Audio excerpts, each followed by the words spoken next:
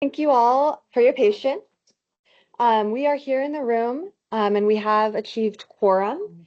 And we've gone through the first agenda item, which is approving the December 21st, 23, March 22nd, 24, and August 9th, 24 meeting minutes. And we're moving on to agenda item 3, which is the Big Valley Groundwater Sustainability Annual Report. And I will pass it off to Eddie Teasdale to walk us through this. Thanks, Bridget. Can you be the Absolutely. DJ? All right, great. So I think there's 3 presentations I'm going to give today. The first one is just an overview of the 2024 annual report. So again, that's just, we're not doing this out of the goodness of our heart. We're required to do it. And so I'm just going to kind of give you a quick overview. And these reports are due April 1st every year. We're a little late this year, but we've asked permission, so we've got a bit of an extension. So we're working through it. So we're hoping to have a draft ready by the end of this month. So where are we headed today? So I'll give you a quick overview of the annual report, which really covers sort of groundwater levels, how water levels changing throughout the subbasin, groundwater storage, which is kind of tied to groundwater levels, how much water is in storage. Are we taking more water out than we're putting back in or not? That's good news. And then also progress towards GSP implementation. So these are the 3 or 4 things that are required to be included in the annual report every year. So next slide, please. I've kind of covered most of these topics already. So when we talk about sort of an update on groundwater conditions, really we're talking about sort of the hydrographs. You guys have seen those squiggly lines to show water levels, how they change throughout time. And then the contour maps, which really just show you sort of the general groundwater flow direction of groundwater. And then obviously change in storage, which is kind of tied to that in a way. Water levels come up, storage comes up. So again, these are requirements that need to be included in the annual report. And then water supply and water usage is another item that we have to include. So it'd be a little tricky, right? Because we don't measure pumping in the subbasin. Not many subbasins do. So we use other ways to kind of better understand and quantify mostly irrigation pumping. Pumping from the towns or the cities, that's easy. We can get that information. But for agriculture, we have to make some assumptions on land use, crop type, ET, precipitation, and then we kind of factor in, surface water usage versus groundwater usage. So we'll give you a quick update on that. And then again, just progress towards sort of implementation of the GSP. So it's one thing to get the GSP submitted, which we did in 2022, got approved. I think it was late 2022. But now we need to actually implement it. So we'll give you kind of an update on where we're at with those items. Bridget, okay, next slide, please. So just to kind of give everybody, I guess, sort of on the same page, typically GSAs, SGMA implemented, are enacted in 2015. By about 2017, the GSAs started to form. And then we really had till about 2022 to get the GSP submitted. So you can kind of see that that's marked there, GSP submitted to DWR. And then meanwhile, we're also every year, we have to do these annual reports. So you can kind of see we're here today to talk about water year 2024 annual report, which is due April 2025 because they're on a water year.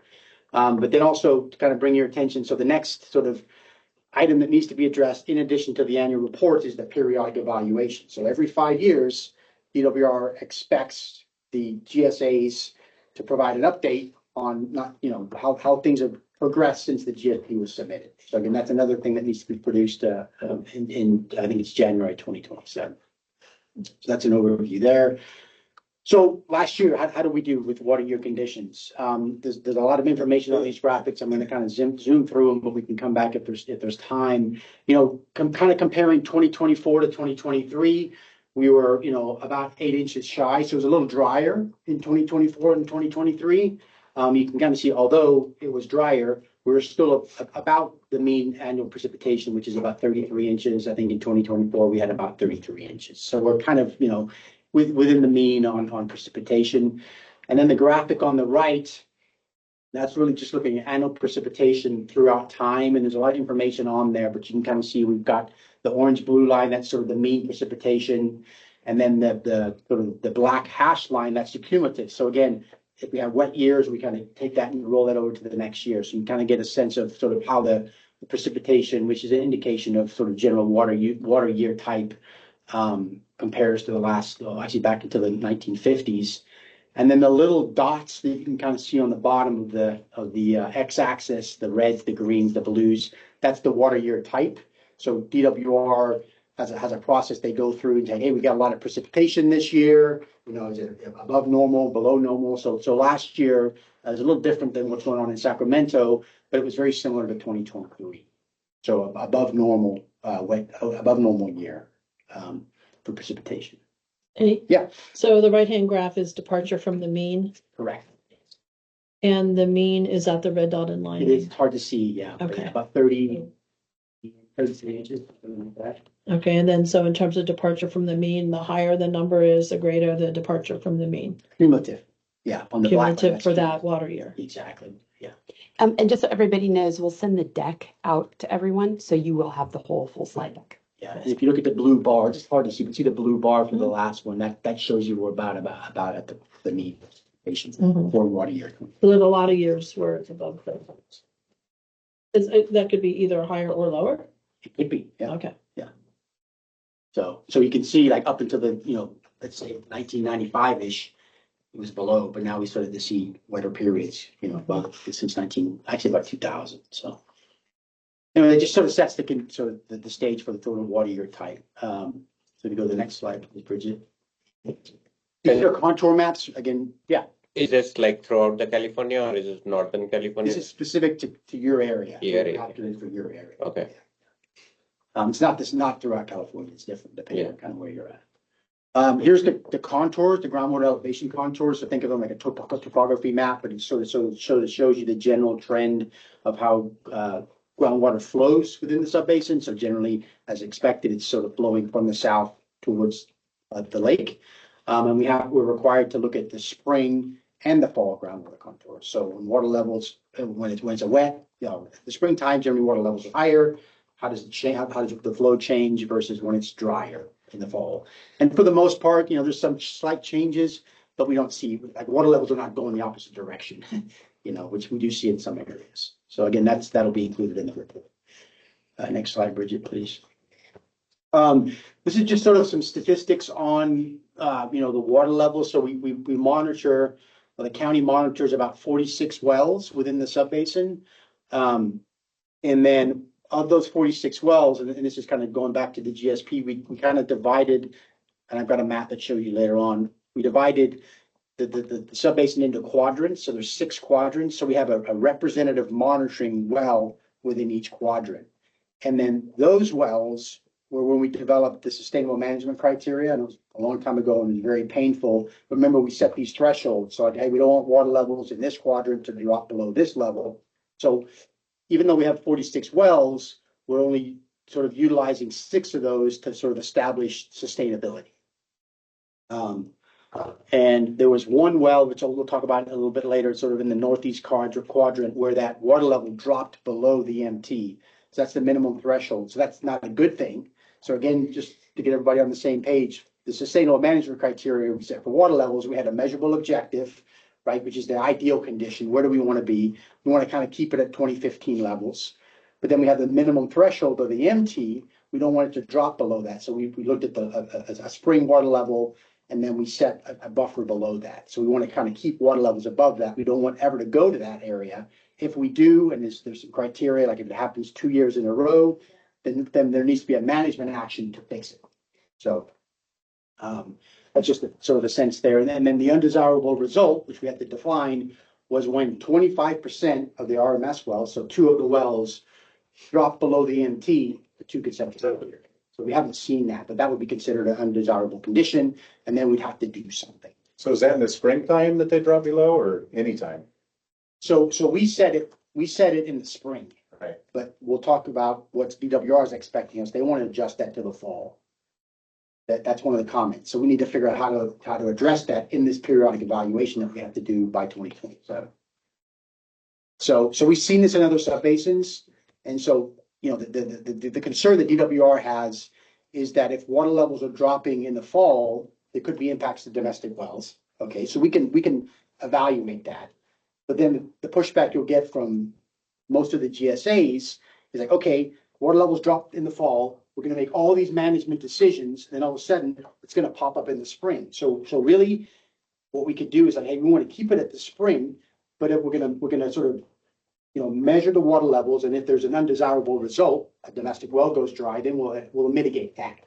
We're not gonna mitigate the whole subbasin if water levels are, we're using a fall reading, when all of a sudden in the spring, water levels come back up, right? So we need to think through how we're gonna address that, but DWR is asking that. But what, wasn't the intent of this whole program to monitor chronic lowering of the groundwater, which looking at the fall does not Right. address that? Yeah. Springtime. We'll have to figure it out. Yeah. Well, except that, there's uses throughout the whole year. And if you have an undesirable effect in the fall that is affecting domestic wells or water in the creeks that are being used for environmental flows or anything else, then it's still an undesirable effect. Right. So, yeah, because we're all trying to share the water Right. for beneficial use. So I think, any time of year is an issue. So we need to, DWR expects us to address it. And that's when it's 2 consecutive years? That's what we decided initially when we developed the GSA. Okay. Yeah. So would that be 2 different desirable levels in spring and fall? Just trying to figure this out. DWR wants us to switch to the fall. That's what they've requested. Right now it's on spring only. They don't really want it to be. They don't want to do both. Is the threshold met at only a spatial, not a temporal? Is it like throughout, if it's below the threshold for throughout fall for some period, or is it that one time the elevation is monitored during the? Just right now, the way it says is the fall reading. Okay, it's just that one, okay. But our EMTs were initially set on spring conditions. Correct. So you'd have to, if you do the fall, you're gonna have to go reset all those EMTs to fall conditions. That's why I asked about the time, like what is that actually reflecting? There's some other ways to do it. Like we're just looking at one well. So maybe in that quadrant, we bring in more wells to look at, because we have more hydrographs in that area. So we can look at, the average of all those wells in the quadrant. There's things to do, but also like to Sarah's point, it's not just water levels. We have to address the interconnected surface water piece, which we were kind of given a free pass during the 2022 GSP. Well, we're not anymore, and I'll show you how we need to go about evaluating that. I think it's the next presentation. And all these wells are spot sampling, right? None of them is like a continuous monitoring? I don't think any of them have continuous monitoring. Right now, the Kelsey Creek TSS well has continuous monitoring, but I don't think it's an RMS well yet. Okay. And I think 2 weeks ago, we got continuous data on 2 of the wells at the new Adobe Creek location. The deepest one is still artesian, so we can't get a data log on it yet. Is there a chance we could get DWR to foot the bill to put in continuous monitoring systems, even if it wasn't? That's a good question. That would probably fall under. I'm trying to think what we would put that under as far as assistance programs. I'd have to get back to you on it. It's only well. It's well development, and I think we actually got some surveying done under TSS a couple years ago here for some of the wells that had discrepancies in elevations, but it's very specific, and I don't know the language about it, so I think it'd be hard for me to try to, I can definitely look into it. Yeah, and the real-time data that you have on the one well was a one-time thing that you had, right? That's continuous now. No, it's continuous. No, but I mean, it was a one-time funding for that particular. It's TSS, so we get funding to put in TSS wells, and when we put a TSS well in, we will put continuous data on it. There are, I believe, 2 or 3, maybe more wells in Big Valley that were requested under the same TSS request. The way we've been doing TSS with sub-basins is kind of doing it round robin. So everyone puts in a bunch of requests, and then we'll, put a couple in, and then kind of work our way around in a rotation so that everybody's getting. Yeah, because there was 3 initially, and okay. Yeah. Because the other option is on this, like, and I think kind of goes back to your point. We're taking a single reading, and maybe it's, what is that single reading? It's October, whatever it is. Right. Literally the driest time. If we looked at like a 3 or 4 month period and took an average, that might be a way to do it. And you can set up, there's the Cadillac telemetry systems, which I think you guys have been putting in, but for $1,500, we could put pressure transducers in all 6 RMS wells that would monitor every 10 minutes, every minute, whatever you wanted. and then you could just manually retrieve that data, once a quarter. So That's there's ways to do what it. we're doing on 6 wells in the basin. Yeah, And, it's been used as an example by both CDFW and the water boards in showing the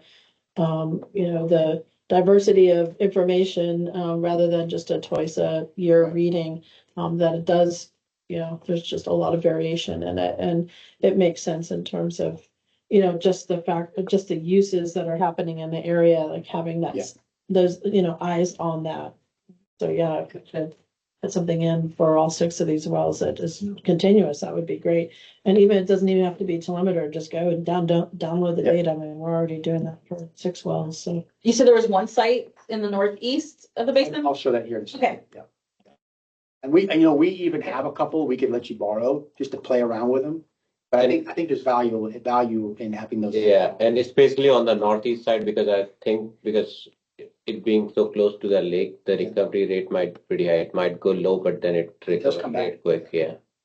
So, that's just an overview on elevation. So I gotta watch the time here. Bridget. You're good, you're good. Next slide, yeah. So this is the preliminary water budget. So this was just done yesterday. Again, we're kind of, a little bit behind. So there is some changes to this. So you'll notice this, just measured this on as a test. You can see the agricultural usage in 2024 was about 40% of what it was in 2023. That's an error. So just to let you know, it's actually 9,200 last year, and I guess in 2024. So it's very similar to what it was in water year 2023. The municipal didn't change very much because that's actually reported data. Small water systems didn't change at all. The domestics did change. Instead of it's not 1,500, it's actually 2,200. And then environmental went up a little bit. It's about 1,300, not the 12,800. So when you look at the total usage specific to groundwater in 2024, it's actually closer to 25. Well, it's 25,100, not 21,400. So again, that's and it kind of it passes the smell test because water year 2023 was kind of similar. So we're not using as much water, but it's within that the margin of error. And remember, the margin of error on some of these analyses or on these valuable values are 15-20%. So again, we're required to report it, so we're reporting it. So again, 2024, it's actually 25,100 is the usage. Next slide, please. Do you have data on how much is the total water use? We do. Yeah, I don't have it with me, but we do. Okay. So this is kind of tied to, it's hard to see this, but what we've done is we've actually calculated the actual pumping per section. So you can kind of see the sections that are in red are pumping 700 to 900 acre feet within that section. But the ones that are in green are 0 to 5. So it just kind of gives you a sense of where the major pumping is sort of within the sub-basin. You can kind of see it's highlighted in the red areas there, which kind of correlates to one of the wells that dropped below the MT. So again, this is all calculated, but this is kind of the best we have based on usage and ET. Next slide, please. This is the storage change. So this is storage change in acre feet. So you can kind of see the green area in the middle, that bullseye. That's where you're seeing about 0.7 to 1.3 acre foot per acre of change within the subbasin. So it's kind of more granular. So you can look at the holistic subbasin view, but then you can kind of zoom in and see the areas where maybe they're pumping a bit more water. Will change from So the green is the different biggest change. years. Yes, Yeah. from last year, yeah. So typically it was spring 23 to spring 24 would be the change. So green is a larger change? So I take that back. Red is bad. Sorry, red is bad. Green is good. Sorry, I take it back. Yeah. Red is a larger change. So red is bad. Red is the change. You can kind of see the red areas is where we're seeing. Which direction? When you say bad? Negative. Okay, so using more this year than last year. Exactly. The green areas, it's up. We're using. We're using less. Well, there's more water going into the system. Okay. And it's 2023 versus 2024. Spring to spring. Spring to spring. Spring to spring. Next slide, please. All right, so again, a lot of information on here, but again, this is part of the water budget. So what we have here is, we've got years on the x-axis, volume acre feet on the y-axis, And everything that goes into a water budget is accounted for on this graphic. So we have groundwater storage change, which is the purple. I've got a better graphic that shows that. Red is domestic pumping, so you can see that's easier to see. The red is on the bottom. That hasn't significantly changed much. You've got deep percolation, municipal pumping, stream leakage, and then we've got inflows from Scotts Valley Subbasin, which is the gray areas. We've got groundwater uptake, outside inflow, sort of that's coming into the subbasin, generally from sort of uplands. Then we've got ag pumping, and then the GHB, that's the lake, fluxes from the lake. So again, that's all included in the water budget. A lot of variables in there, but that's, What's the light brown one? let's see, light brown, I see, Back pumping, is that right? oh, the light, ag pumping is like, yeah, light brown, yellow. I'll go light brown. I see that, yeah. And that's wrong there too, right? On the, Right above the. Okay, that should be- You're talking about? should be a little Is it based bigger. on the numbers from the table, because then that would be a bigger. Yeah, exactly. Okay. That didn't get updated. And is this just based on modeling? Correct. Okay, so like the lake aspect, are you taking into account the lake? Say what? We do, Okay, yeah, we do. I'm just trying to understand this. I'm probably the least Yeah. informed. So I'm looking at 2024 where it looks like the ag is what I would call yellow, maybe. Correct.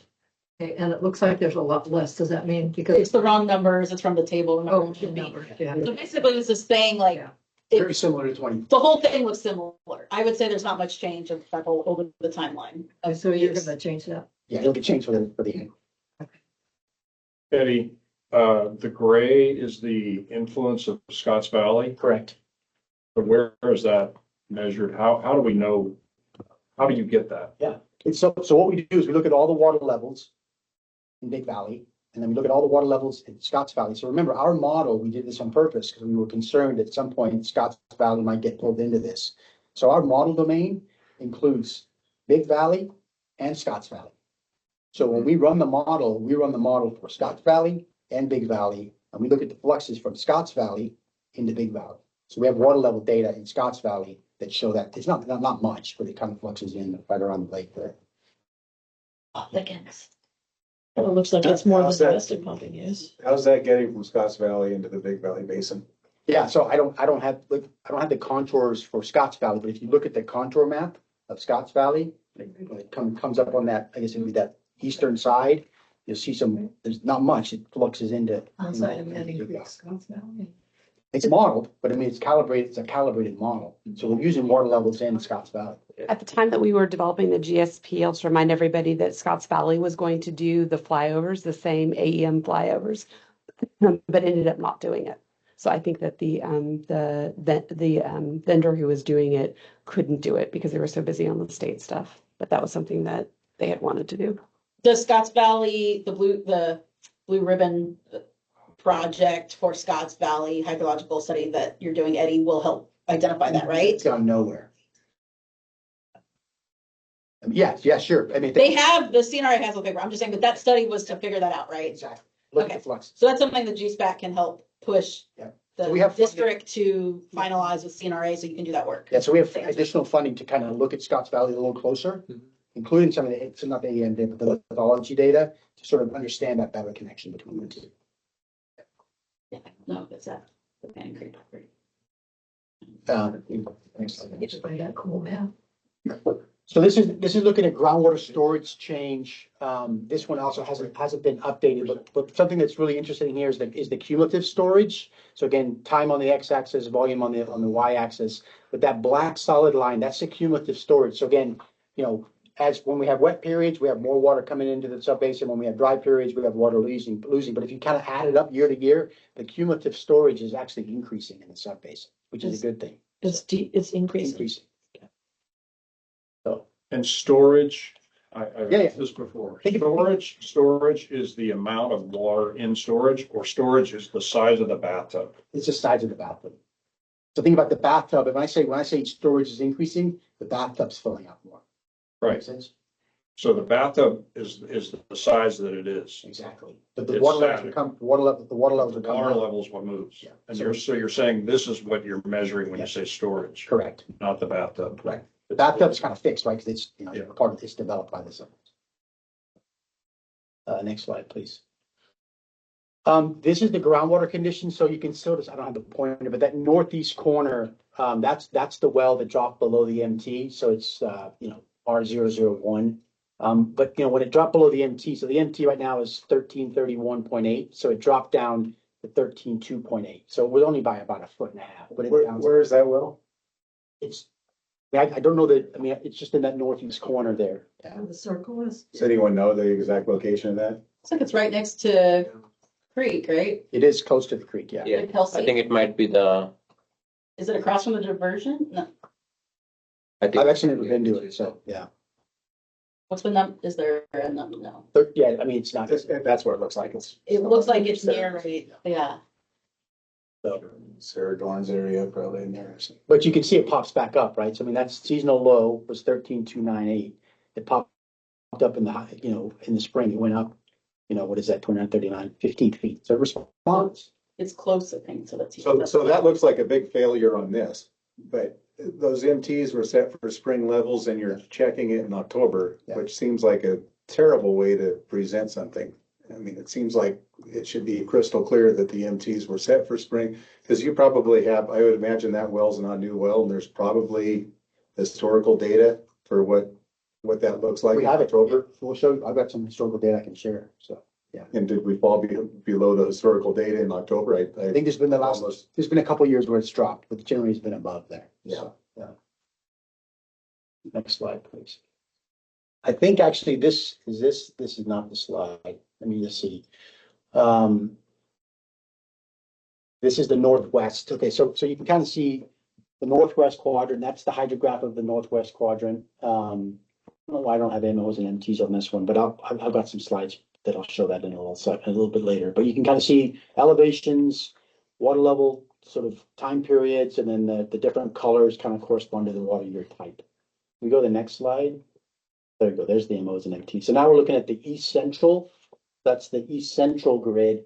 And you can see where the MT is. That's the red line. And you can see the green line is the MO. So, this well, back in the 2012, 13, it was getting close to the MT. But right now it's above the MO. So, that's a good well. There's no real changes there. And these are still fall observations? These are spring observations. Yeah. This is years. Yes. Depending where this well is, the operational structure of the diversion channel on Kelsey Creek, if it looks like it's near there, Yeah. could help manage some of that. So that's a management action. But this well actually has no issues. So this one. This isn't the one that's meeting the MT. Oh, okay. Well, I think I have that one. I should have it in. Okay. It was that's the I first was one. asking. It You'd looks have like to it go got back. close, but it didn't go over, but that would make sense first. I don't have the MO and MT on there, but if you go, yeah, anyway. And really quickly, Eddie, Margot, for MTs and MOs, have Yeah. you read to know what those are? I've read, but I don't Okay. recall what they are. Okay, so the measurable threshold and then also the objective. Yeah. So the threshold is what we don't want to go below, and the objective is what we're targeting, we're going for. Yeah, I apologize. I don't know why It's all right. MTs are not showing up. No, not for just finding Yeah. it. They're not showing up here, but anyway, this one is, well, no issues with this one. Go to the next one. Yeah, I'm sorry, I went back a little bit. I think this is that. Yeah, I just don't have, it dropped below, I think the MT was 31 feet or something like that. So, So that is the well though, yeah. that I think so. Yeah. builds. So what years were, 14 and 15, it looks like it dropped below the MT.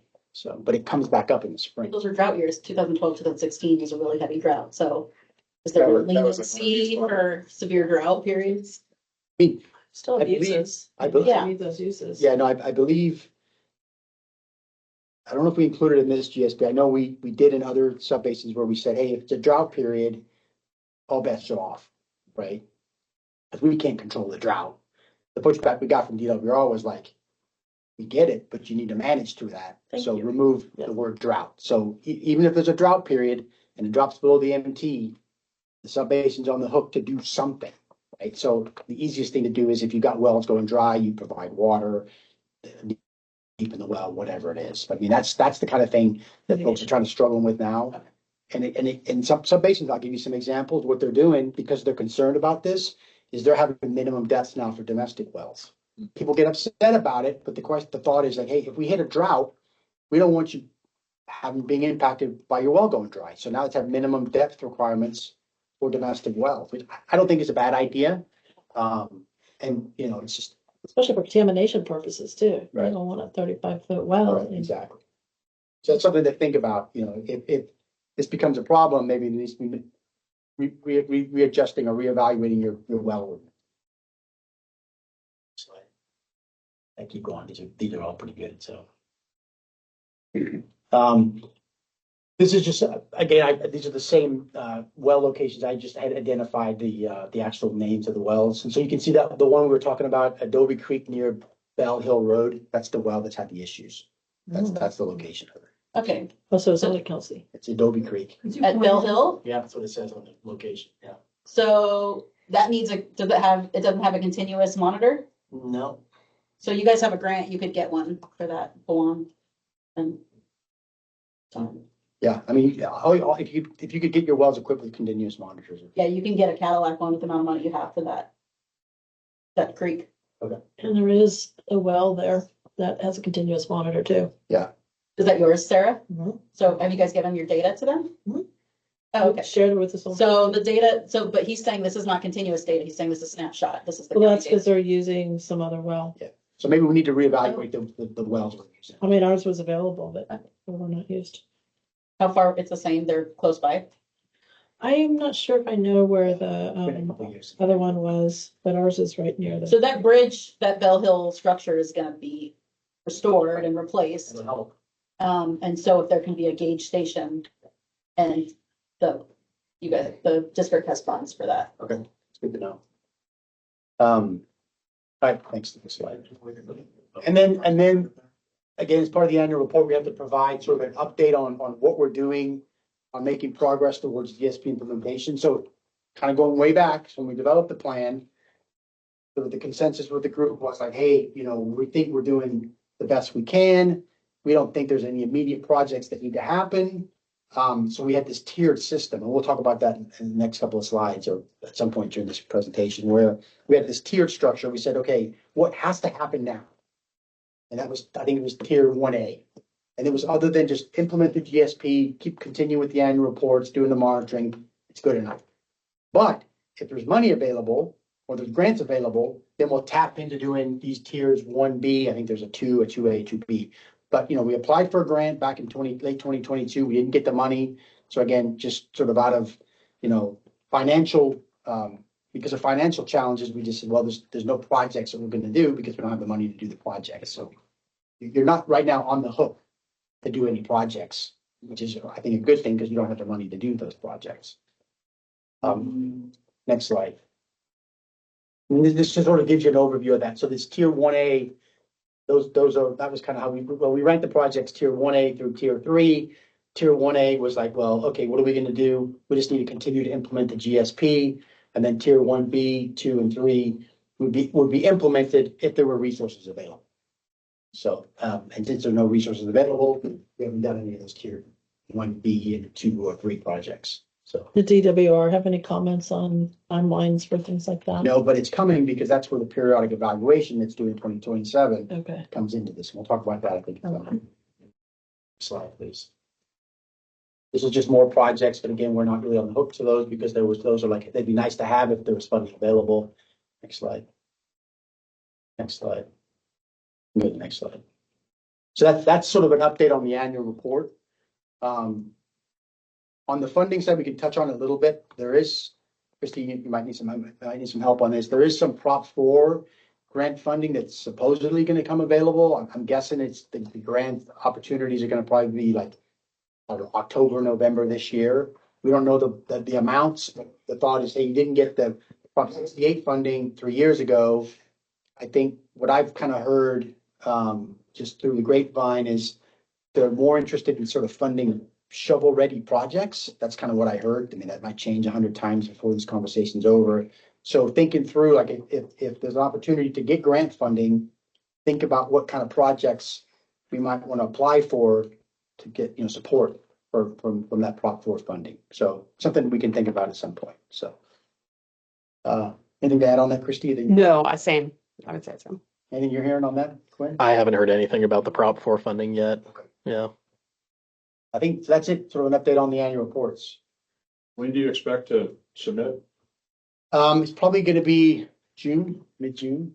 So we did give DW a heads up, hey, we're running behind, we did get a nasty letter, but I think we responded and, we're doing the best we can, so. Does it come into us for comments or, The annual report, yeah, or? I think is that part of last the year, process?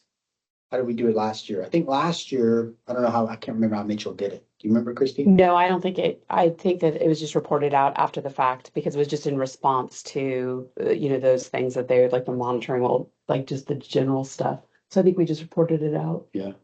Does it just have to be reported to the GSPAC and not the GSA? Well, because the GSPAC is the only advisory council to the GSA, and the person from the GSA administrator has always sat on GSPAC. Okay. That it's just, presenting the I information. remember Rena used to Yeah. update the board on tons of stuff, but I couldn't. Yeah. remember. So- It must have been just- And that's a great point, Angela. So making sure that at some point as we progress through, as this GSPAC starts becoming together again, because it's been a lull and it is going back in front of the Board of Supervisors and just updating them on what's transpired, what the annual report says. I do think it's important to give them the heads up on the 2027 periodic evaluation that's going to need to get done, because there is work that needs to get done, especially because there's not funding dedicated to this. And that's a heavy lift, right? Not as heavy as the one that you got grant funded to do the original GSP, but they should know that. And we can work with you, Pawan, to just, timing and stuff. But yes, Angela, thank Is you. there a requirement in the bylaws to do an annual? Some advisory committees have a requirement to go to the board annually and do a report. So, But I'm curious does. yeah, because it's not the decision-making body, the Board of Supervisors is, it's just up to them to hear it. And then the only formal adoption or anything is the GSP itself. So there's no other, there's nothing else that dictates that they do that with the annual report. But we've always shared it with this group, gotten input and, kind of worked toward it. But the periodic evaluation will operate much like the GSP development did, with everyone contributing, looking at the data gaps, looking at what DWR said were the deficiencies with it, even though they approved it. Remember, there were those things that they said, you probably should look at this. So working through that, that's what this group will sit to do. So.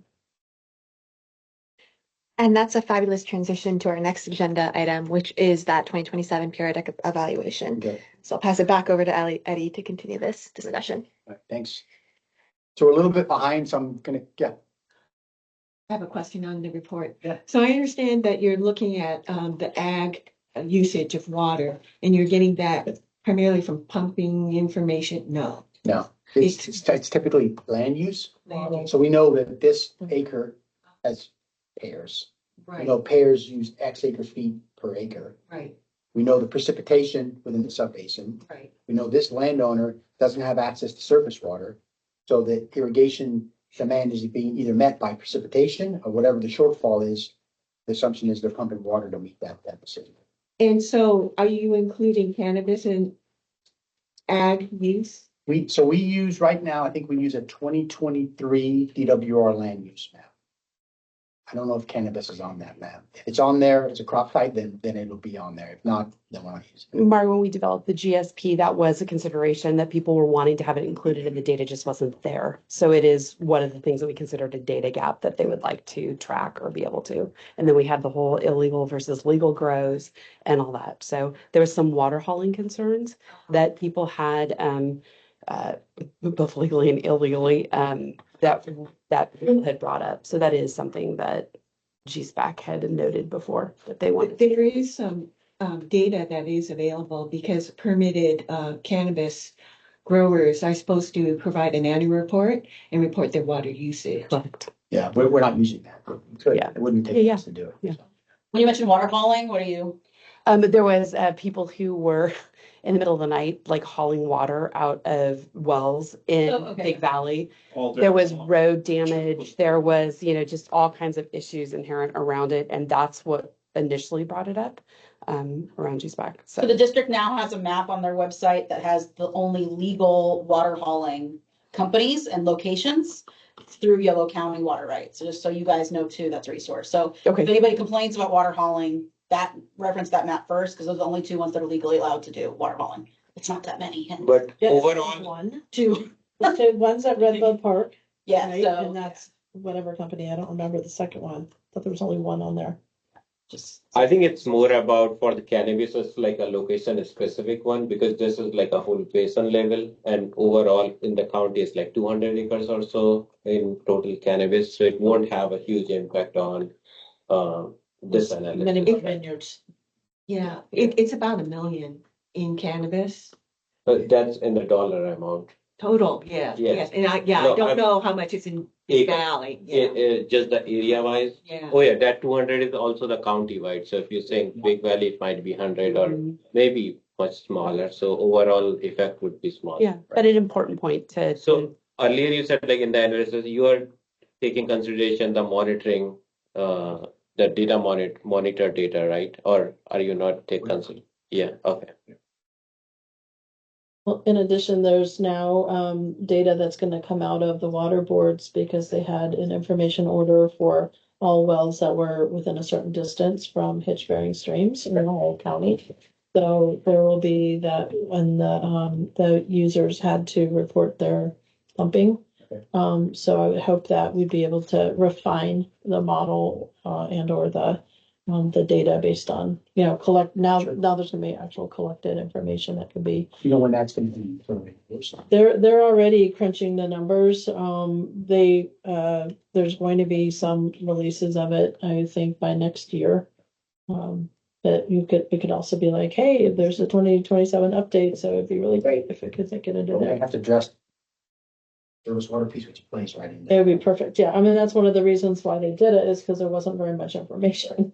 But they're not renewing the order, but it'll be good to incorporate it into it. It'll be a lot of stuff that you'll want, not that, that they're doing. Yeah. Because that wasn't there before. I mean, it's great that now there's gonna be more information for better management and That's good to know. water.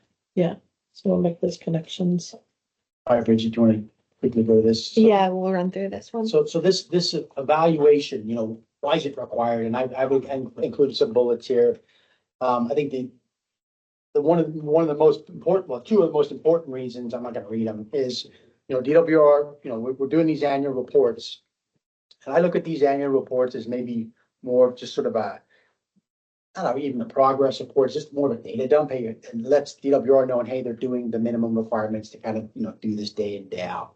But the periodic evaluation or the 5-year update is what they used to call it, is a chance really for DWR to say, okay, look, you did the GSP 5 years ago, you've been doing your annual reports. How have things changed? Are you on track to be sustainable? I mean, this sub-basin, apart from a few things, is in pretty good shape. So this is what's being required. So every 5 years, you have to do these periodic evaluations. And they're not probably as expensive as a GSP. So remember the GSP ballpark was about $1 million to pull together. Fortunately, that was paid for by a grant. These periodic evaluations, you're probably looking at $175,000 to $275,000 to do. An annual report, $40,000. So you get a sense of kind of what the cost of this. So it's not as expensive as a GSP and time intensive, but there's things we have to do to address comments, which you can go to the next slide. Where we got, I think there's 6 or 7 corrective actions. So GSP got submitted, DWR reviewed it. They came back and said, hey, you're approved, but you need to address these 6 things, these corrective actions in your periodic evaluation. So I'm going to kind of quickly go through these. So one of the concerns they had was in the uplands area. So sort of the southwest and southeast parts of the sub-basin or in those quadrants. We don't have a lot of water levels up there that we could use to sort of set SMCs. So the hope was that we get funding to put in a couple of additional wells up in that area to sort of start to monitor water levels and establish SMCs. We didn't get the funding from DWR, but that's something we have to address in the periodic evaluation. So one thought could be we could, bribe Quinn to put in a couple of wells up there for us under his TSS process, or we can apply for maybe Prop 4 funding to see if we can, get some monies to put in a couple of wells, because we need to do that. At least show DWR, hey, we're trying. The locations for the next few TSS wells are far from locked in. So we do have, if I can work with, the county folks in the next, I don't know the timeline for putting them in, but we can certainly at any point start looking at areas and basically get it up to the point that, once we get the green light from Sacramento, we can contact our driller that we have under contract and say, here's where you're drilling, go. And So how deep those wells are? the request was for 300 feet for the most part. I did get the TSS lead to approve one of them for 800 feet, which I doubt we're going to get to 800 feet, but it's more of a exploratory drilling That's operation. somewhere else. No, that's here. Just here. Out in the valley, we do 1,000 feet pretty regularly, but here it's much shallower. I put 800 feet on there just because I knew we were going to hit bedrock before that, but the idea would be to get all the way down and hit refusal and just see what the lithology looks like that deep. I doubt we'd complete a well that deep, but it'd be good to have geophysical log that deep. And we'll go Angela and then Sarah, and then we're gonna Go with this. Yeah. Yeah. I remember the last time for the TSS or the will that's there by Kelsey Creek, getting a location with property owner permission was like the hardest, was a big barrier. So if you say you have two locations that you have agreements with property owners, or do you need one? We have no locations. Is there something within the, and so you need.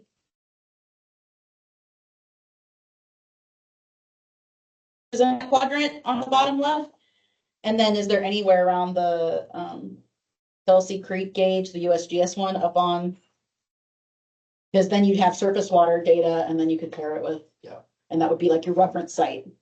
Yeah, that's what we'd work with the county to And you do. might have the public, it might still be in the public works right away, because that creek is right next to the, so just ideas for those. Yeah. So that needs to happen, And you don't have to deal with property owners. which generally you don't want to deal with anyway, so yeah.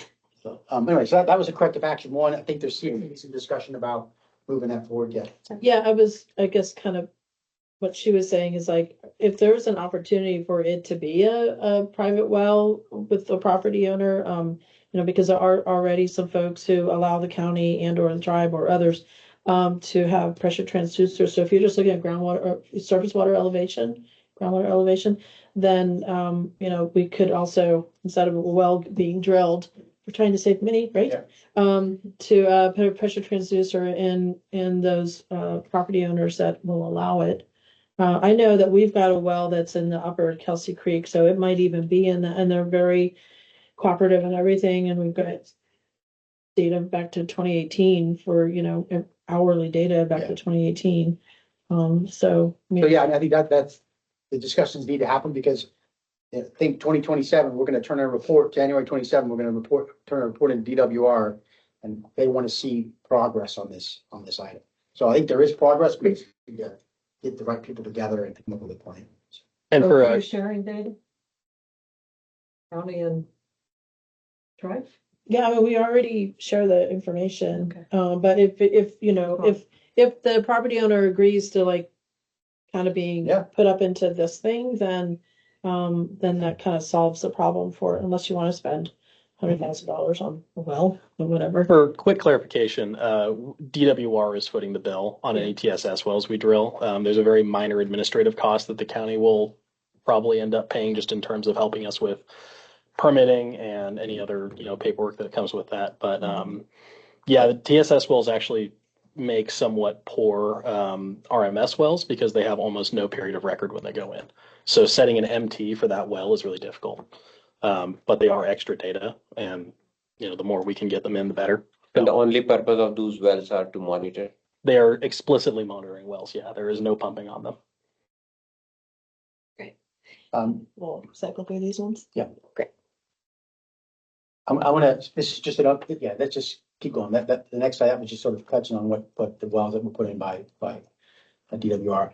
So corrective action 2, this is kind of ties back to revised SMC criteria to be based on seasonal low ground levels to ensure potential impacts to beneficial uses and users are considered. It kind of goes back to that question about we had set the spring, they want to see it the fall.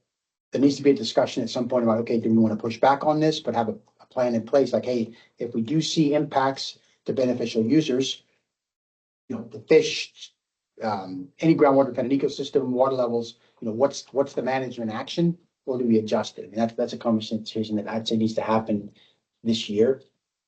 And then also B and C are pretty general. Consider how proposed groundwater management in the basin may impact beneficial uses and users of groundwater, including ag, municipal, and GDEs, groundwater dependent ecosystems. I mean, we just need to beef up that section a little bit, and we'll talk about how we could potentially do that.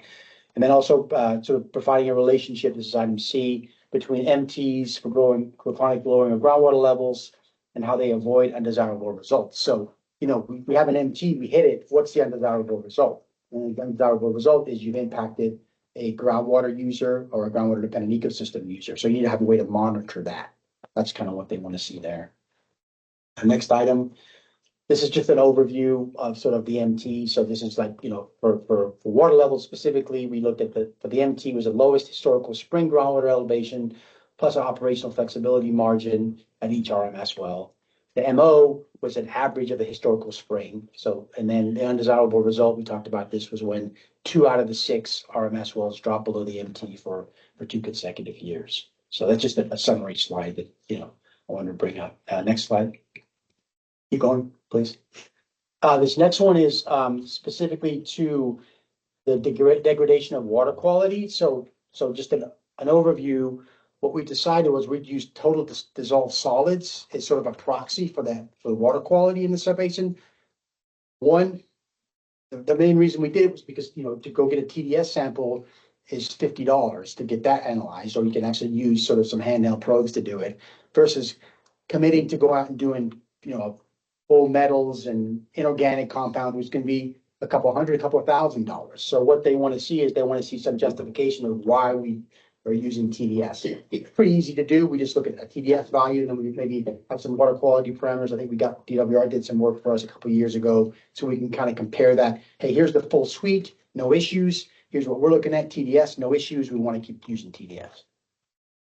That's just an overview there. So right now, degraded water quality, we set the threshold. So minimum threshold is 750 milligrams per liter.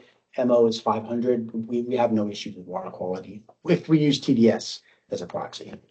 Well, I know that we kind of pushed back on that when this was being developed and got overridden. But if you have additional data for the 2027 review, I mean, we're talking about depletion that would cause additional water quality issues because it's more concentrated, right? Were there I mean, is it worth looking at other contaminants? We haven't really hit the depletion, so it's hard to say like what this would be. I don't know. Yeah, I think what they'll want to see is like maybe every 3 years we do a baseline sampling that maybe it's more data, so we collect more additional data, not just TDS, and then we can kind of see, hey, is that changing? Is it similar? Look at some trends that way. That would be a way to do it. But again, it's a cost to do that. So. The district does have a water quality monitoring grant right now, and there's funds in there to do some water quality analysis. So now's the time. So again, we got to make sure that the right people are talking to each other. We put it on paper and we got a plan. Yeah. Because I don't want to wait. I don't want you guys know as the right people, and the district and the new staff of the district know you guys have those funds. Right. You can do, I see somebody taking notes. That's good. Yeah. For $5,000 or $10,000, there's funds in there for the lab to do it and for staff to go out and collect that data. That's good.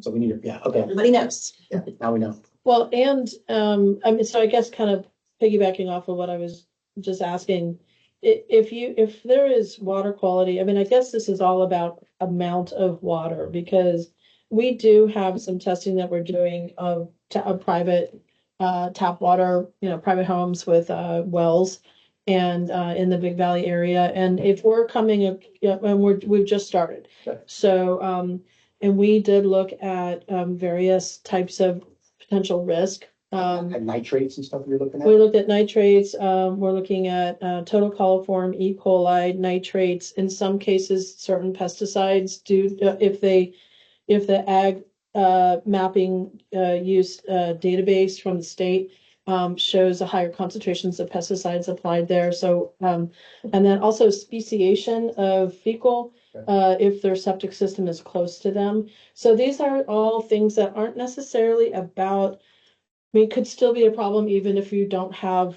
depleted groundwater. And so I wonder if that would, just because of proximity and the kind of the vulnerability of some of these domestic wells.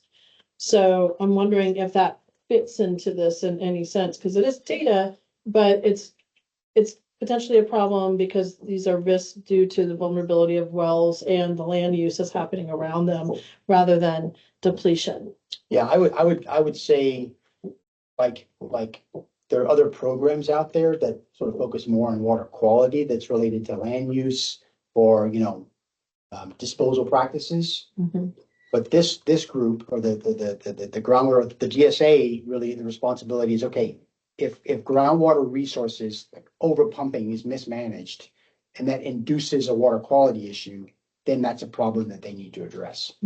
So it's sort of tricky because it's like, okay, you've got the regional board or the state board doing certain things. That's their realm. But at some point we need to, if we can bring in this additional data, just use it even as a baseline, then it's going to be helpful and help, improve the understanding of the subbase. But I think there is some Yeah. ability to cross-reference. And I can see though that, yeah, this is really about groundwater management, so if we've done our calculations right and the thresholds are the correct thresholds for, saying undesirable impacts are happening, which is maybe, I don't know, questionable, then it could be more useful. But anyway, just to know, like, we're just getting we're just starting to get that information now. That's great. So happy to share it when we get it. Hi, Bridget, keep trucking here. This one is, I guess, really related to stream depletion, which is tied to the interconnected surface water. So again, right now we just use water levels as a proxy to sort of understand, the hydraulic connection between shallow groundwater and the stream surface water flows. There's not a lot of stream gauges in the subbasin.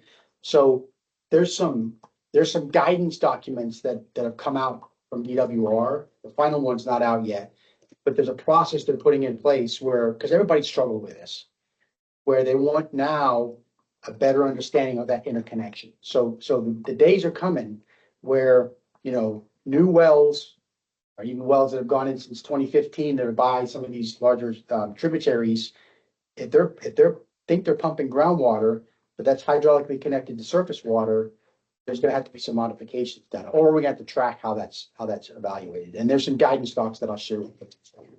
This is a tricky one, but this is also going to involve a lot of shallow wells along Kelsey and Adobe Creek with stream gauges and periodic monitoring. I mean, there's a lot of work that needs to be done here. So, and again, I think this is sort of a Prop 4 grant, and it became available. That's the kind of level of resources you're going to need to evaluate that.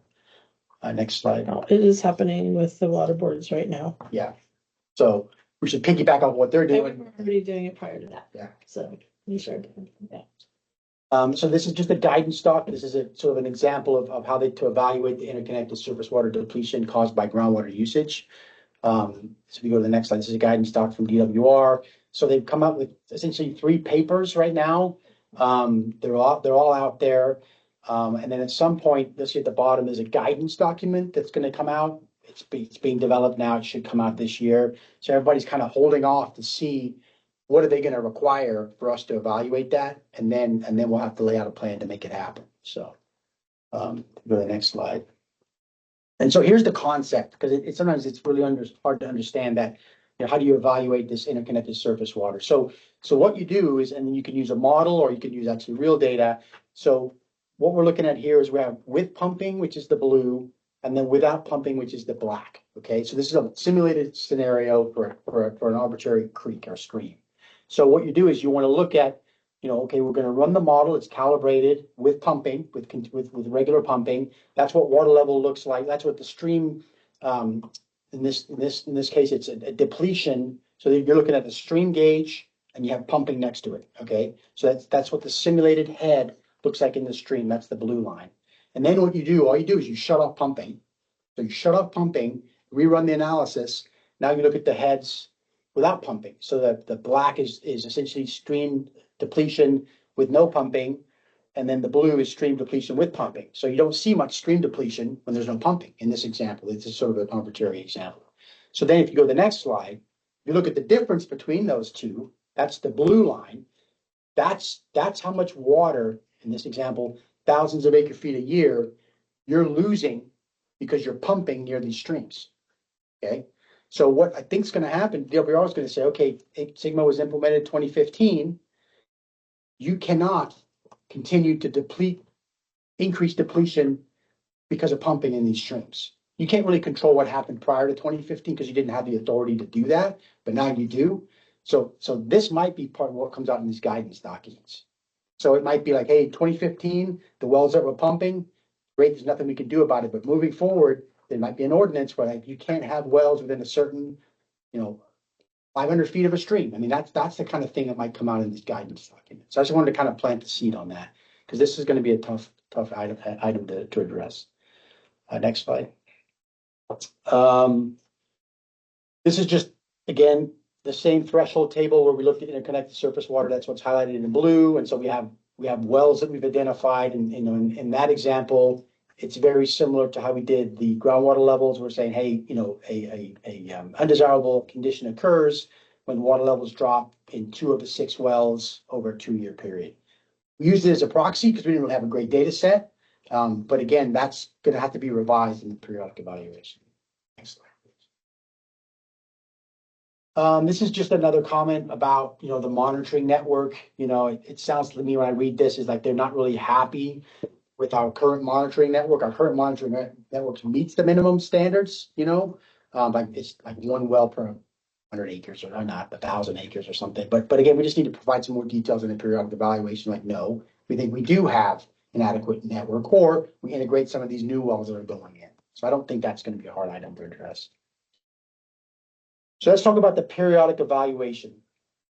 So this is, it's it used to be called a 5-year periodic update. So there's 2 options we have. There's the periodic evaluation, which would be due in January 2027, or there's a plan amendment, which would also be due in 2027. So if you do a plan amendment, that's revise the whole GSP, you still have to do a periodic evaluation.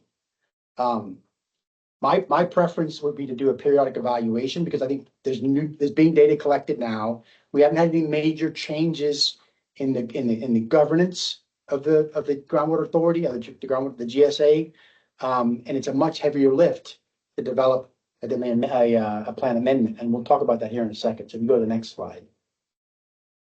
This is we did a couple of these for the 2020 plans, but we're working on some of them now. The people are just starting. So folks in your situation who turned their GSPs in 2022 are just now starting the periodic evaluation process because it's about a year and a half to do it. So people are starting it now. This is a typical outline of what a periodic evaluation would look like. Maybe 50, 60 pages. So essentially you've got an executive summary, any new information collected. And then the third bullet is groundwater conditions relative to the SMCs, status of projects and management actions. You go through, the list. And then the bottom one is somewhere here, it talks about summary of proposed or completed revisions to the plan. So we need to address those corrective actions in this periodic evaluation. Go to the next slide. A plan amendment. So some GSPs have decided they're going to revise their entire plan. Typically, it's driven by either there's changes in the management structure of the subbasin, which is really not your case here. There's substantial revisions made to sustainable management criteria. We didn't get a lot of comments on it, and I know the fall versus the springs might sound like a big one, but I think we can address that. So I'm recommending not to do a plan amendment. A plan amendment is going to be 3 times the price. I think at some point in the future, you might want to do a plan amendment, maybe when you have more monitoring in place. But I don't think the time is to do it now. In other subbasins, we've had conversations with DWR, and they'll never really. I mean, they'll suggest a better approach. So, we had a conversation about one subbasin I worked in. I said, look, we're continuing to collect data. I think it's too early to do a plan amendment. And he said, yep, we agree. So we need at some point when I have a conversation with DWR and say, hey, we're leaning towards a periodic evaluation for these reasons. And so, I'd recommend we do that in the next couple of months. So. I have a question. Yeah. I know one of the, because the GSP had to be rushed, right? We all acknowledged that last time. And so because it had to be rushed and done within a year, whereas everybody else had like 3 years to do it. Okay, so it had to be rushed. And so the model it took into account whatever it could. I mean, it was such huge lifting, you guys did a ton of work. But you also acknowledged the limitations to even though kind of the whole framework of this thing, which is setting of the MTs, and things that actually DWR has identified as, these need to be updated. Right. So the model itself was one of the things that I remember the discussions being, well, once we have some more data and some more time, we can refine it and plug in more information that will maybe allow us to have the data gaps or what's preventing of a more accurate picture of what's going on, and particularly with respect to groundwater surface water interaction. So in the plan amendment versus the periodic revision, what is the situation regarding the modeling and being able to make adjustments to the model? Would that only happen in a plan amendment? No, you could do it in a periodic evaluation. Yeah, Okay. you could do it. I mean, you're gonna be putting in more data, Right. but are there other adjustments that could be made to the model to make it more accurate? Yeah. Okay. And I think even should be doing that for the annual report as well, right? No, the model's not used. The only thing we use for the model is used to develop the water budgets. But there's been, I mean, we update land use, pumping information, but the structure of the model has not changed since the GSP was implemented or submitted in 2022. And the structure of the model here for the Lake County is somewhat different than some other subbasins, or is it? I mean, it's when you say different, I mean, it's different. The hydrostratigraphy is different, but I mean, I guess what I'm saying is the structure of the model when it was developed in a fast way back in 2022-ish, Yeah. we haven't made any model modifications at all. We've made no changes.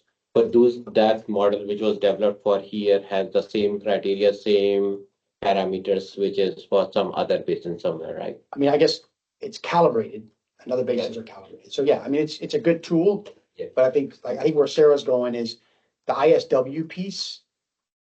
We're kind of getting a free pass on, but now we're gonna have to evaluate it closer. So and we tried to do some coordination with you, but it was rushed because we didn't have a lot of time. Mhm. So I think at some point, but again, it's $100,000 effort that we need to bring folks back to the table and say, okay, are you happy with these predictions? What modifications do we want to make? And what was the change in the spring and fall thing? Like can you mention it briefly? Like initially the GSP said we're gonna measure in spring, and then DWR required us to measure it in fall. Yeah, not measure, but we had these MOs and MTs. Yeah. So the MT, the undesirable result essentially is they said, look, we said we don't want water levels to drop below a spring level. Yeah. They're saying, no, we want you to say, we don't want you to drop below a fall level. Fall means the average of the fall. Yes. So So we're using 1 point. empty for fall is different than empty for the spring. Yes, much lower, not much, but it's lower. So that's something we're gonna have to look at. So. For the next slide. Sorry, I'm just kind of way behind. I think I'm covered with that. So I think the message is, are we doing a periodic evaluation, a plan amendment? And then there's costs with that. So we'll talk about, I think, the last piece that I'm going to cover today. So. Awesome. Well, thank you, Eddie. That was a lot of really, really fabulous information that's going to be really critical for this group in kind of getting reoriented and restarted on this effort. So huge thank you for pulling that all together. I've got a couple slides about GSPAC membership and meeting frequency that I'm going to try to run through really quickly because I know this meeting, we scheduled it till noon. We've got those items, which I'll make brief, I promise, and then we'll maybe touch a little bit on funding, which will go back to Eddie. So this meeting, are folks comfortable staying an extra 10-ish minutes? Mhm. Okay, fabulous. So to run through, as you all know, one of Stantec's part of our scope of work in supporting Lake County in the GSPAC is helping to fill unfilled seats. And so I know I've talked a lot about this with all of you. So in an effort to save time, I'm not going to get through all of this. But I do want to point out that we think we have a pretty unique opportunity here to fill one of those unfilled seats. And we referenced it at the beginning. So Angela has actually taken over as executive director of the Lake County Land Trust, and Val Nixon has moved into the position of board president of the Lake County Land Trust. As such, probably makes the most sense for Angela to fill that Lake County Land Trust seat that's existing on the GSPAC. However, we really don't want to lose all of the fabulous institutional knowledge that Val brings to the table. And I also want to point out that Val meets all the criteria that you all identified as, critical points of being a GSPAC member. So potential option is for us to, I don't live in the Big Valley. but you do live in Lake County. So there's that. Yeah. I mean, I love Val, but the requirement I thought was Big Valley because there was somebody else that we couldn't get on there because people were like, no, it has to be Big Valley. Yeah, and we were talking about that kind of in this new phase of the GSP of the GSPAC is really kind of looking at what it's going to take to manage the GSPAC and the basin sustainably and potentially opening that up to all of Lake County as long as folks had a knowledge and special interest in the Big Valley area. So that's something that we're thinking about a little bit shifting from the last time that we talked about filling these unfilled seats. And I know, Sarah, that you and I haven't had a chance to dive into this as much. And I'd love to set up a time to talk with you more about kind of the efforts you've made in filling these unfilled seats and connections you may have. I heard something about domestic well owners, so I think there's a lot for us to talk about.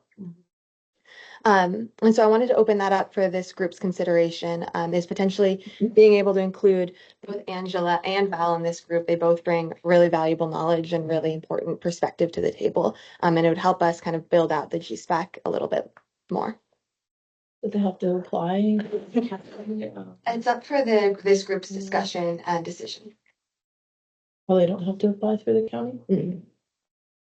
What they did. Board appointed advisors, but I think because this is appointed by the state requirement, so it kind of is like a little different. Like you Yeah. have to form a GSPAC for Yeah, I'm just trying priority to, basin based on a state thing, so it's kind of not like a board appointed thing. So I'm Sarah, just trying to how we remember how it handled was. it before was people came and expressed an interest in being part of GSPAC. Okay, so it and then didn't we had go a before discussion about a board. particular person. And yeah, there was Oh, a okay. formal other than just group Okay, discussion. I'm just misremembering. Thanks. Yeah. I think the continuity of having Val continue from the beginning and not having to retrain too many people Totally. would be beneficial. Yeah, you're asking for like what, like the private user or environmental seat or? We're considering for the environmental users or environmental seat because of Val's obvious perspective with the land trust, history with the state parks, and then also as just someone who knows a lot about environmental issues here in Lake County. So And the both- land trust owns property in the Big Valley Basin, so that would be another tie-in. That would be not too far away from not having that. Yeah, and the ecosystem knowledge and things like that, are. I do So both say environmental seats would be land trust? Is that what it would boil down to? not necessarily. It's how you categorize. It's, again, the legislation says for beneficial users and uses of it doesn't dictate who you have to have where. That's up to the discretion of the advisory committee to decide how that gets put. We've had a lot of open seats for a lot of time. I think I mentioned at the last time we met, very long time ago, that Bridget and I were part of this, that Bridget is particularly well suited to help with some of those underrepresented user folks that we have not been able to find and to get on board as well. So I'm hopeful that we'll be able to fill all of them. But I think that the most pressing thing is that we just don't want to lose out on Val's institutional knowledge of bringing it forward. So you're going after the environmental seat? Well, I can, but it doesn't hurt my feelings to talk about this in front of me, so just go ahead and say what you need to say. Do you have a well, though? I'm just curious. Pardon me? Do you have a well? I'm just curious. No. Okay, so it would have to be the environmental seat. Okay. Yeah, I think I also feel like probably it should be somebody who is using it because we are making all these decisions for the Big Valley. And if there is no direct interest or like having like a water user or somebody, I think it has to have a stake in that. It's hard, though. Yeah. Yeah, I mean, It's very hard to get anybody. yeah. And the Because- land trust does sorry to cut you off. Yeah, and now I was saying even though we are making that decision and plan which is required by the state, but it's basically because of the Big Valley and whatever comes out from there, whether it's the plan thing or the fee structure or something, would be posed on the Big Valley. So I feel like there should be more stakeholder from there in that specific area whom this plan gonna be impacting. We've talked about that before too, and feel pretty Represented. along those lines that it needs to be stakeholders. Yeah. As Angela said, that Valerie's ties to the land trust kind of make her a stakeholder in this thing too.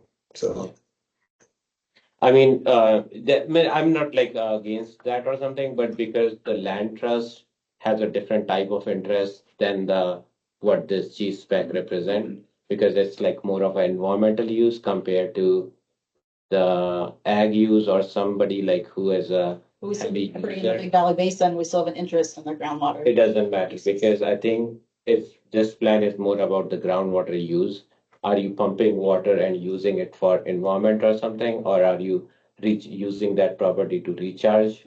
Then it makes sense if it is that kind of connection. But I think they are.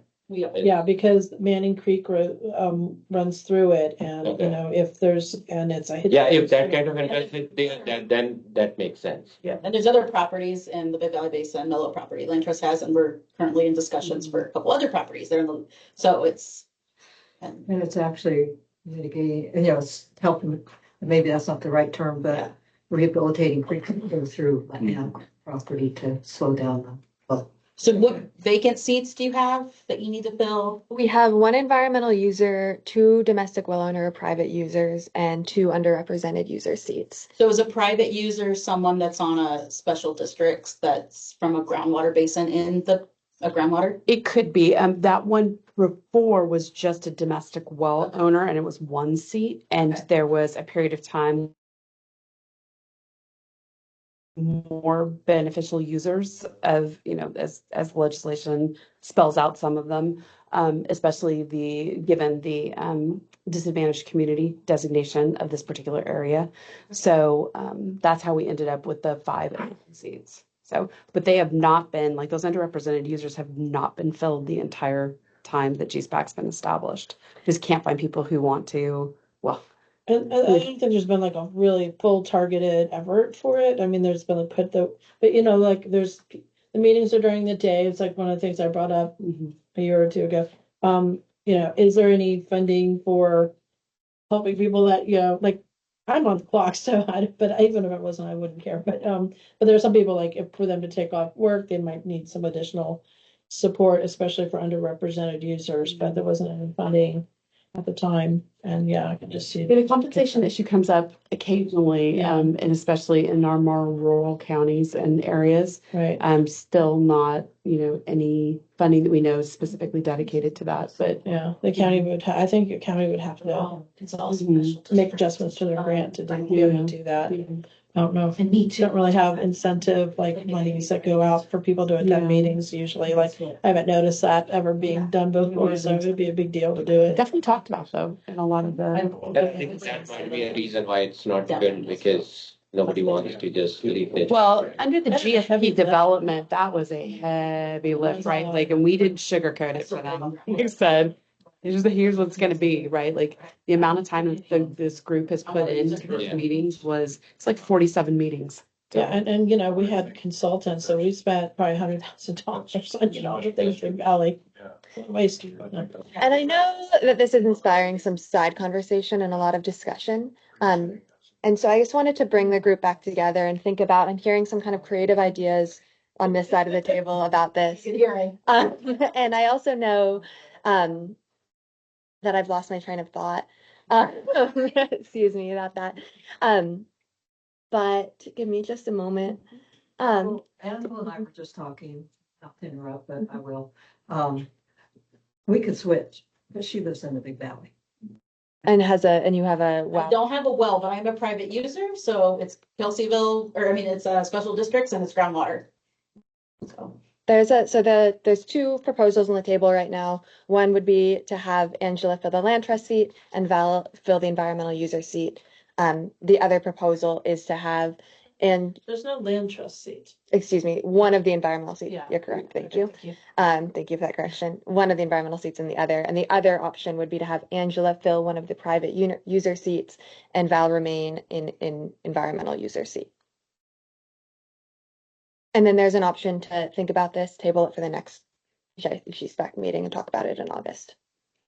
you Or- need a motion, or what do you need? A motion would be, yeah. Mhm. I make the motion that we fill the 2 environmental seats with Angela and Val. Okay, there's a motion. A second? 2 environmental seats. We have, One that's well, right now, the land trust had one of the environmental. Oh, we seats, have one and there's one open seat. Oh, So I'll second it would be a Val then. I'll second. Okay, and a vote? Can I have, we'll do maybe, can I have an aye? Any? Okay, fabulous. That's, yeah. Thank you and welcome Angela and welcome Val formally. Thank you all for working through that. Yeah. And you know what, can we just take a quick moment to introduce Laura? I'd love to at do this that, point? yeah, Okay. because I do want to say that, this has been an effort that we've been doing. We're really excited about continuing to try to fill these other seats. That's also why we think it's so great that Val will be able to continue on to provide that continuity, particularly if we bring more folks in. It's great to have some of that institutional knowledge. And we've recently connected with Laura Garza from UC Cooperative Extension. She's on the line. And I think she's got a lot of experience both in the Sigma world. She did her PhD at UC Davis and studied Sigma as part of that, as well as in the outreach world. She lives up in Mendocino County and has worked a lot up in that area, but also serves Lake County. And so, Laura, I don't know if you can hear us. I think you can hear us, but can you try speaking and we can see if we can hear you? Yeah. Hey, hello. Can you guys hear me? We Yes. can. Okay, perfect. Well, thanks for the introduction. Yeah, I'm Laura Garza. I'm with UC Cooperative Extension under the Water and Climate Change program. And I serve Mendocino and Lake County.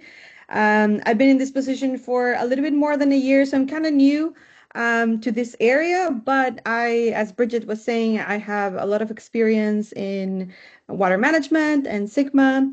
And so one of my main roles is to do outreach and educational activities, but as well supporting the GSAs or any other local and county-wide programs and departments as well.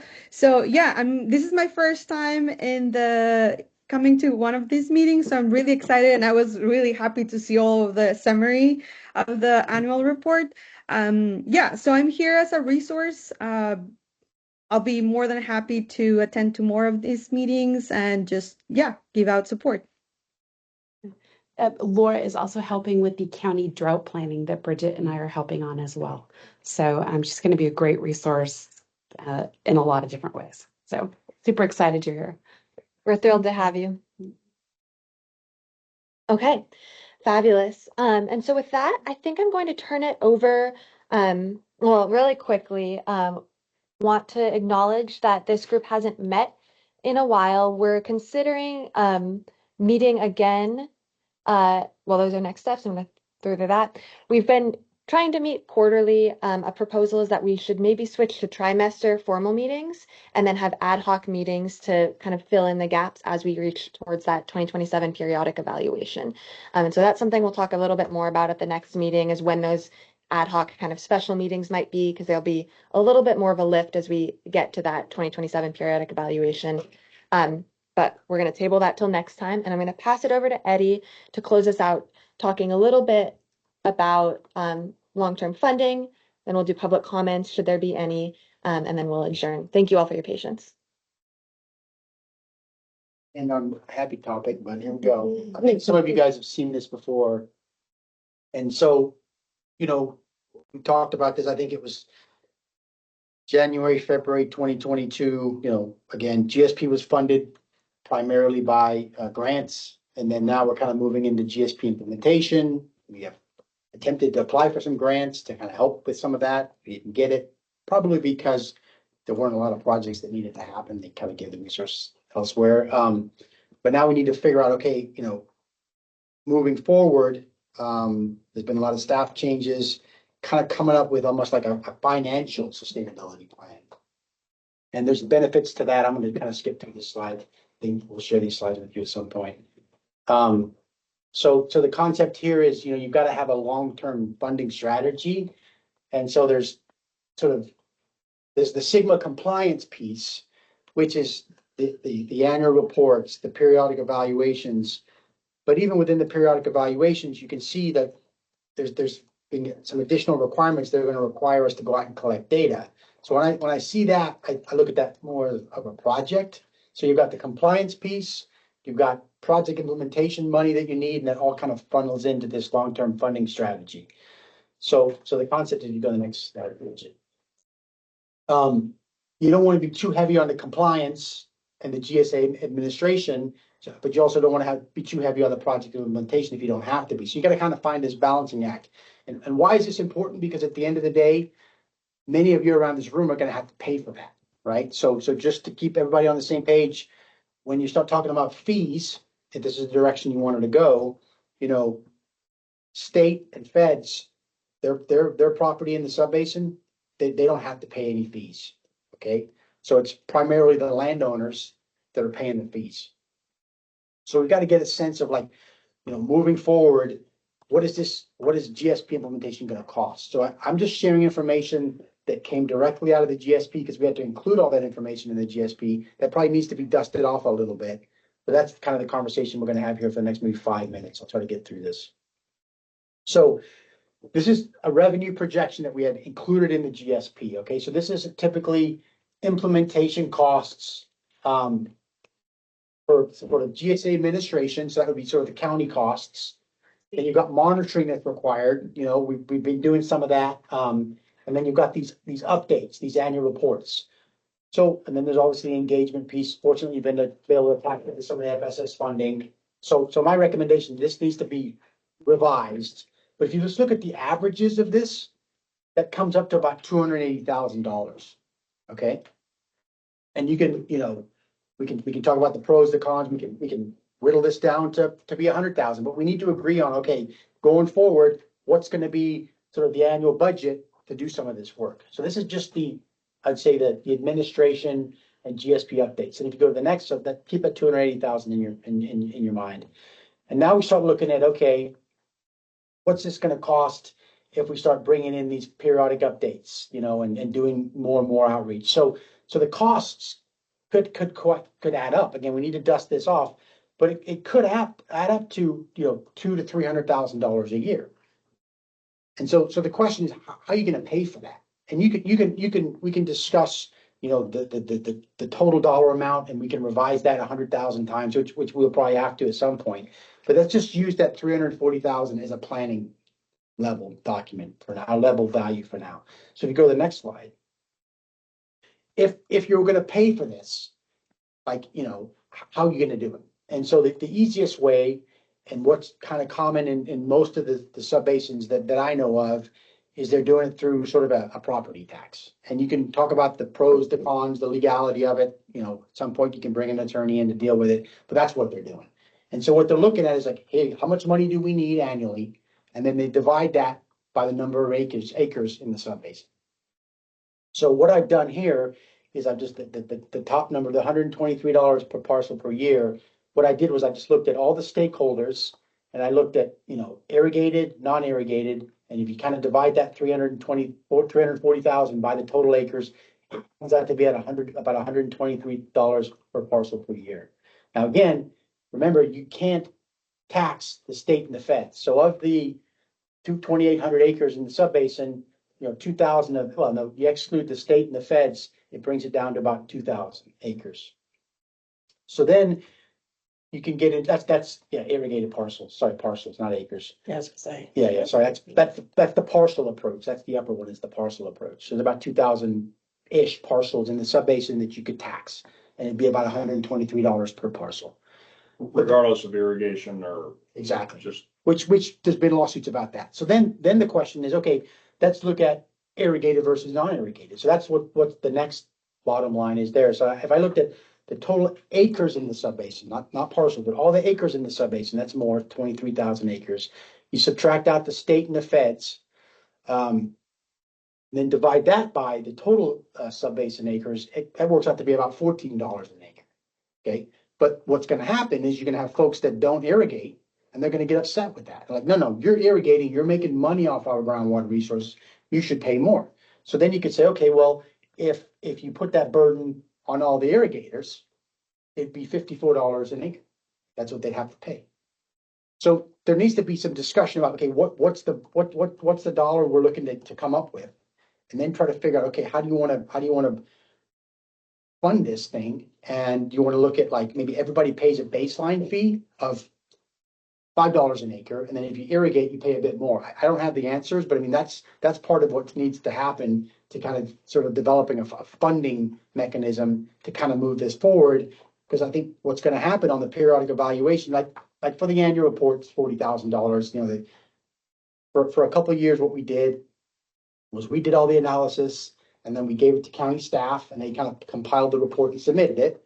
Well, this year they're a little shorthanded, so we kind of did the whole thing. So maybe going forward next year, maybe Todd, we can follow a similar model. So you can cut that 40,000 might be 25 or 30,000. You'd have to pay a consultant to do it. So that's a way you can save some money. Yeah. But for the periodic evaluation, I mean, it's $200,000. That's a lot of money, and you need to start that, you know, later this year or early next year. So I think this needs to get figured out. And you know, we've had some initial conversations about this, but until you kind of get this figured out, it's going to be hard to kind of move forward. And again, this is not dealing with projects. This is just dealing with just keeping the lights on, keeping things moving forward.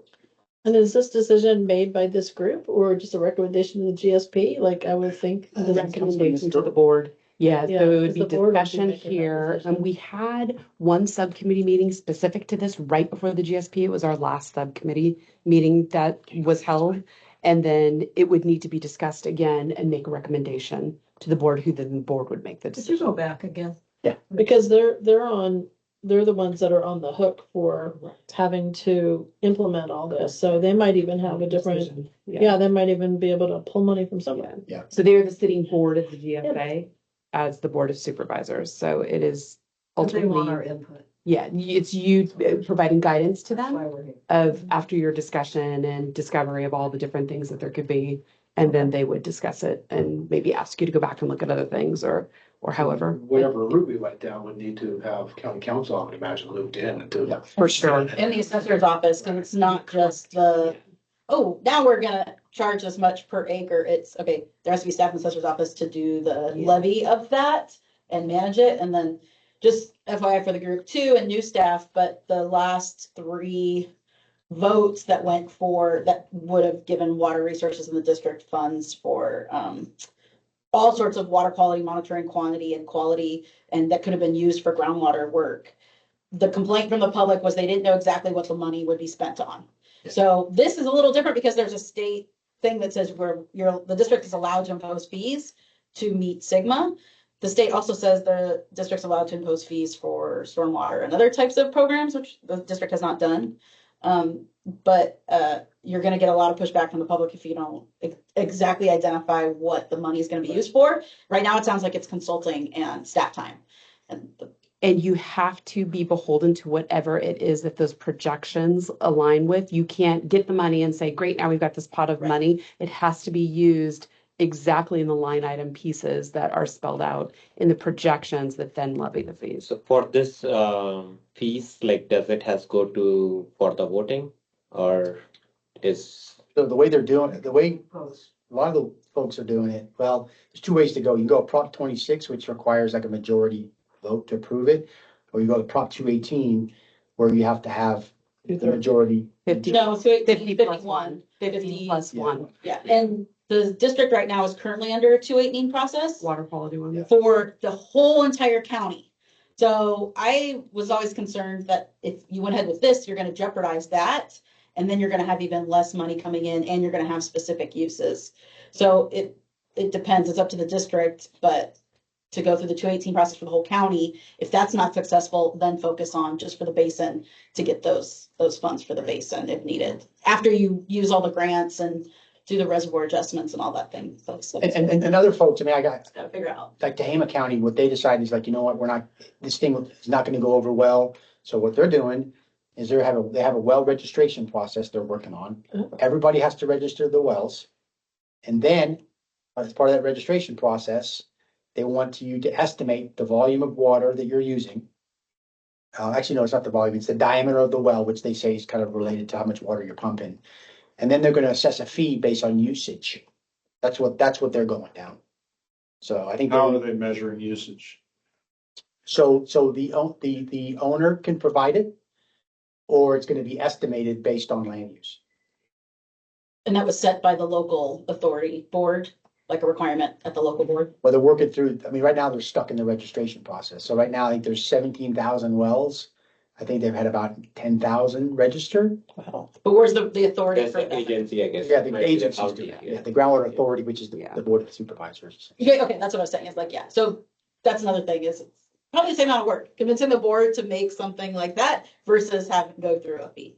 But you know, they don't want to, they're gonna be, And then what's the tough part is if you don't register your well, then you're gonna get a fee anyway.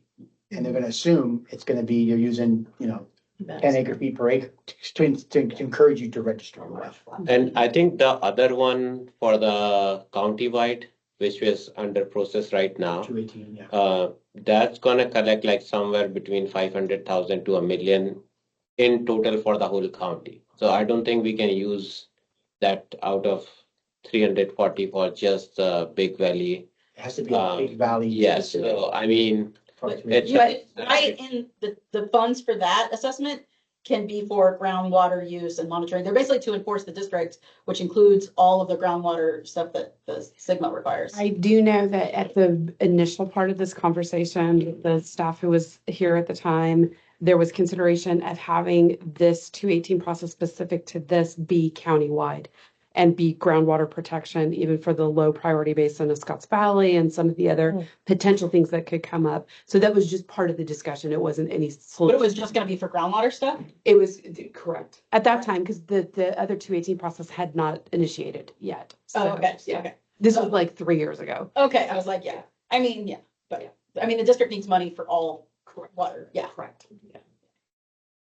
All things to consider. I mean, lots of inputs to it, but long story short, it's a fee projection process, or it's a projection of how much you would need and then a fee, and then kind of looking through the different authorities that And exist. I think that process itself took how long to What get to process? the point where we have that thing ready to go out What are you talking, for what? the 218 process. A year. process? No, well, there's two steps. The first step is doing the questionnaire. to Yeah, how figure much time does it took when you started and where we are right now? I mean, maybe 2 years. It can, But- you can do it we did it in 8 months. Yeah, so it It was depends. a grant, because this is for the whole county, Correct. and the suite of things is water quality through the whole. And the scope that they had that surveying, that kind of Oh, I like see. interaction with the Okay. public, where And we you don't already have that. necessarily Yeah. need to have that. It just depends on how, there's a lot of decisions that need to be made. Right, which is what this, and I feel like if you go down just the throughout the Big Valley, you're gonna jeopardize the other one, and you're not gonna get funds for the district for all Definitely activities. consideration Yeah. Yeah. of lots No, of for things. sure. Yeah, I don't think we can have both at the same time. Yeah. If you go to the next slide, Bridget, real quick, this kind of just sums it up. So really, I mean, this, I think is an action item, is like, first thing you need to do is sort of establish our revenue needs. So I provided examples that just came out of the GSP, that needs to be dusted off. And then you got to come up with sort of a cost allocation process, like how do you want to fund it? Do you want to do irrigated versus non-irrigated, a flat fee, some kind of, hybrid approach? And then there's a process of going through, the Prop 218 process. But this is the fastest I've seen it done is 8 months. It's been done in 8 months, but the outreach is key on this, because that's where you'll avoid lawsuits. So I think this needs to happen, I think, soon, so. Their input from ag, like, what's the sentiment for? What would be the baseline that you would feel comfortable putting in? And do you feel like the Well, I ag, think the first thing is to make the costs as little as they are. Right. And basically, if there's extra projects we're gonna do, try to do only those if they're funded through outside sources. That's what I recommend. Because for the most part, I mean, there's some challenges, but the basin's somewhat sustainable. There's some things that need to be adjusted and tracked more. But my thought is try to use grants to fund some of that. I mean, like some of the work that Sarah mentioned with the boards doing on these, setbacks from wells or water quality stuff. I mean, try to pull that in, because that saves you money. Capitalize on what others are doing. and there's projects in the GSP that currently have funding, they're just in progress. And there's funds associated to that to do monitoring, to do statistical analysis that could be kind of used to do some of this work. But again, you have to dust off and get the new staff updated and everybody aware. And it seems like the 340 seems like a minimal cost, right? Because there's the admin, monitoring, there is no project in that. No problem. Yeah. That was done because we had to put it in the GSP. So I mean, like, I don't know what the county's costs are, but that needs to be refined. Yeah. So what if you have a well on less than an acre of water?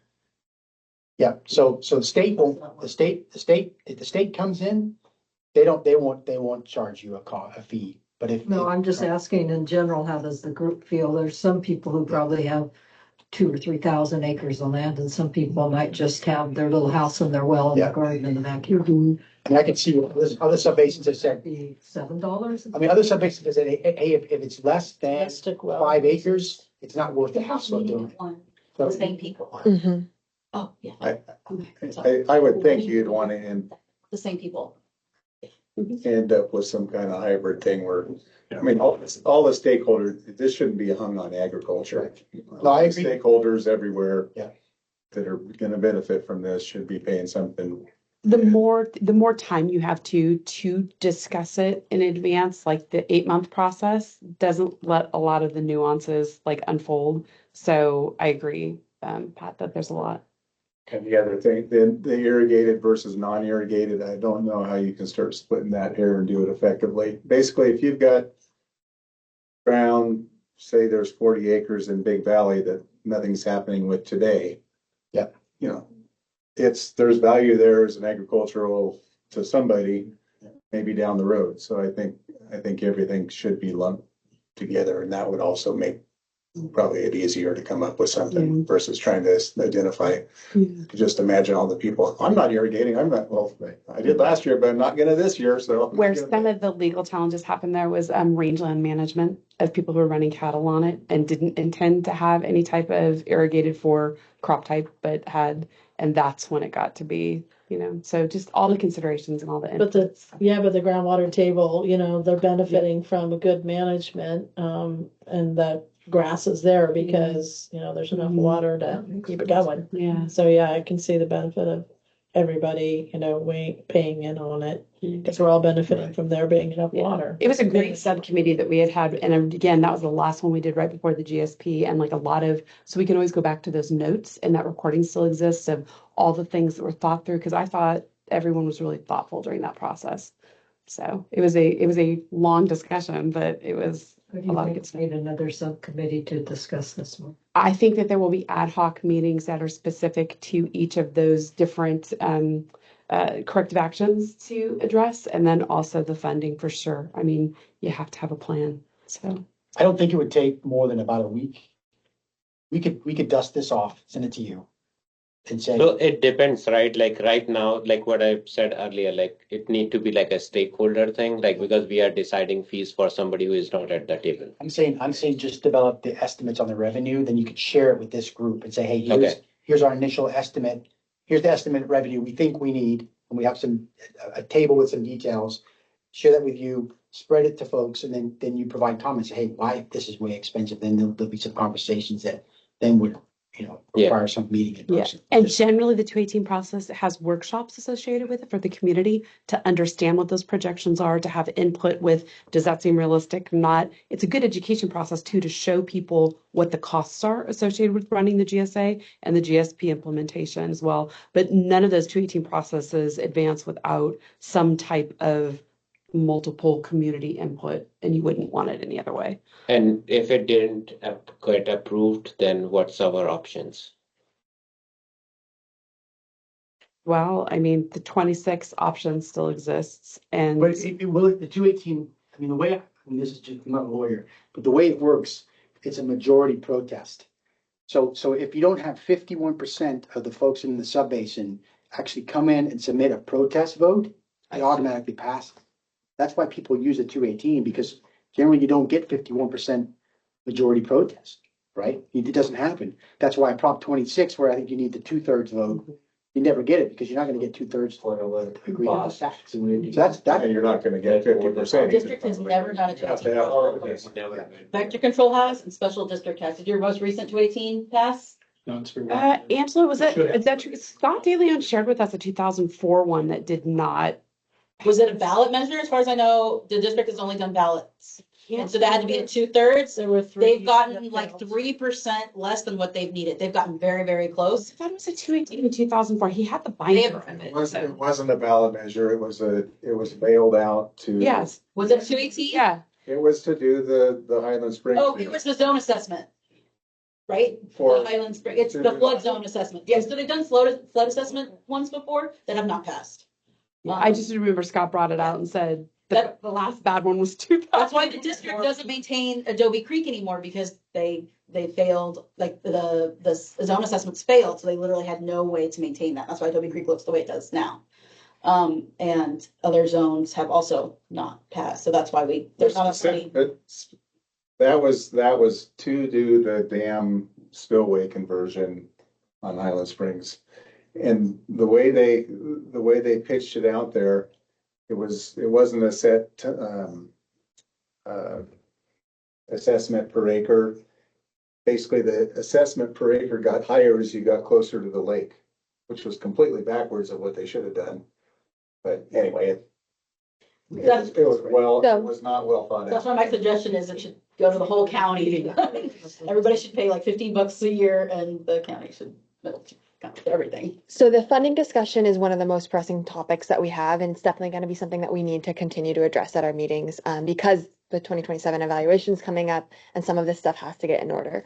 But we are also far over time and I want to be respectful of everybody's time. So I suggest we discuss this again at our next meeting. We'll be sending out information via email about when that meeting will be. We'll also follow up with you all with the slide deck here so you can review and ask any questions you have offline.